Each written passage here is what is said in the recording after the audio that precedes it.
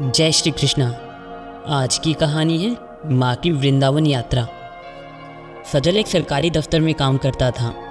उसे बहुत ही कम तनख्वाह मिलती थी। सजल की पत्नी निशा बहुत तेज़ थी। वह अपनी सास विभा जी को बिल्कुल पसंद नहीं करती थी। एक दिन सजल घर आया तो उसकी माँ विभा जी ने उसे हलवा खाने को दिया। सजल ने कहा, माँ ये तो बहुत अच्छा हलवा बना है। क्या बात है, आज आपने हलवा कैसे बना लिया? विभा जी ने कहा, बेटा बहुत दिनों से ठाकुर जी को हलवे का भोग नहीं लगाया था, इसलिए आज मैंने हलवा बना लिया। तुझे भी तो पसंद है ये हलवा? सजल ने कहा, हाँ माँ, मन करता है कि रोज़ आपके हाथ का हलवा खाऊं। तभी वहाँ निशा आ जाती है। निशा कहती है, माँ जी आपको पता है देसी घी कितना महंगा है और आप हलवा बनाकर दावत कर रही हैं।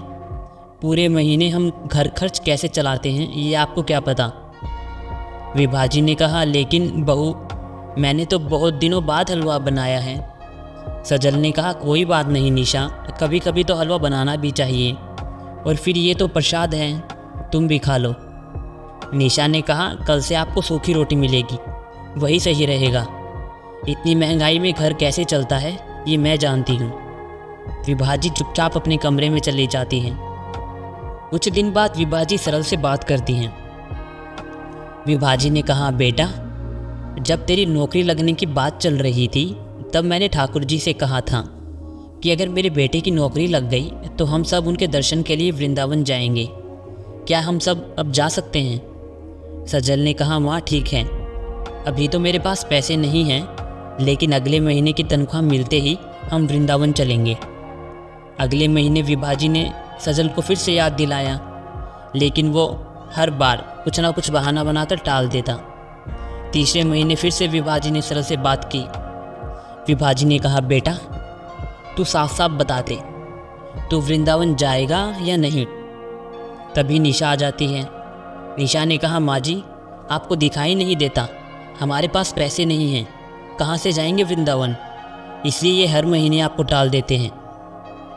विभा जी ने कहा, इसी महीने तुम दोनों किसी दूसरे की शादी में जाने के नाम पर कितने पैसे खर्च करके आए हो, तुम्हें कुछ याद है? और ठाकुर जी के दर्शन के लिए तुम्हारे पास पैसे नहीं हैं। रहने दे, अगले महीने मैं अकेली चली जाऊंगी। सजल ने कहा, माँ तुम तो बेकार में परेशान हो रही हो, सब ठीक ही चल रहा है तो फिर बेकार में पैसे बर्बाद करने का क्या मतलब है? विभा जी ने कहा, सजल तू ठाकुर जी का निरादर कर रहा है, बेटा ये अच्छी बात नहीं है। एक बार उनके दर्शन करके तो देख, तेरा जीवन बदल जाएगा। सजल ने कहा, माँ आपकी बेकार की बातों का मेरे पास कोई जवाब नहीं है, साफ साफ सुन लो, मैं कहीं नहीं जाऊँगा। यह सुनकर विभा जी को बहुत दुख होता है। वे अपने बचाए हुए पैसों को इकट्ठा करने लगती हैं जिससे कि वो अगले महीने वृंदावन जा सकें। अगले महीने विभा जी वृंदावन जाने की तैयारी करती हैं। तभी सजल और निशा उनके पास आते हैं। सजल कहता है, माँ कहाँ जा रही हो? विभा ने कहा, मैं वृंदावन जा रही हूँ, तुझे चलना है तो तू चल। तभी निशा वहाँ कहती है, वह तो ठीक है माँ जी, लेकिन आपके पास इतने पैसे कहाँ से आए? लगता है घर खर्च में से बचा लिए होंगे। तभी विभा जी ने कहा, बहू तुम मुझ पर चोरी का इल्ज़ाम लगा रही हैं। यह पैसे तो मेरे पति की कमाई के हैं, मैंने उनके समय में बचाए थे। विभा जी दुखी होकर वहाँ से चली जाती हैं और वृंदावन में ठाकुर जी के दर्शन करने के बाद वही एक आश्रम में रहने लगती हैं। उनका मन अब बस उस घर में जाने का नहीं था जहाँ उन पर चोरी का इल्ज़ाम लगाया गया था। एक दिन सजल और निशा उन्हें ढूंढते हुए आते हैं। विभा जी कहती है, अब तुम दोनों यहाँ क्या लेने आए हो?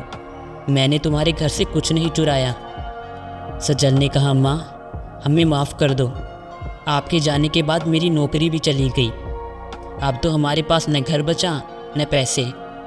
विभा जी ने कहा, मैंने कहा था ठाकुर जी का अपमान मत कर, जा उनके मंदिर में जाकर प्रार्थना कर, यदि उन्होंने तुझे माफ़ कर दिया तो सब ठीक हो जाएगा। निशा भी अपनी सास से माफ़ी मांगती है और दोनों ठाकुर जी के दर्शन करने चले जाते हैं। वहाँ से वापस आने पर सजल कहता है, माँ अब मैं यही रहकर समाज सेवा करना चाहता हूँ। निशा ने कहा, हाँ माँ जी, मैं भी अपने किए पर बहुत शर्मिंदा हूँ, इसका प्रायश्चित करने के लिए मैं यहीं पे रहना चाहती हूँ। उस दिन से वे दोनों उसी आश्रम में बुजुर्गों की सेवा करने लगे।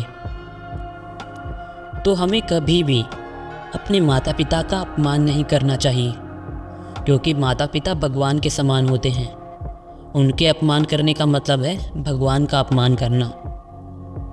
तो आशा करता हूँ कि आपको ये कहानी पसंद आई होगी। राधे राधे।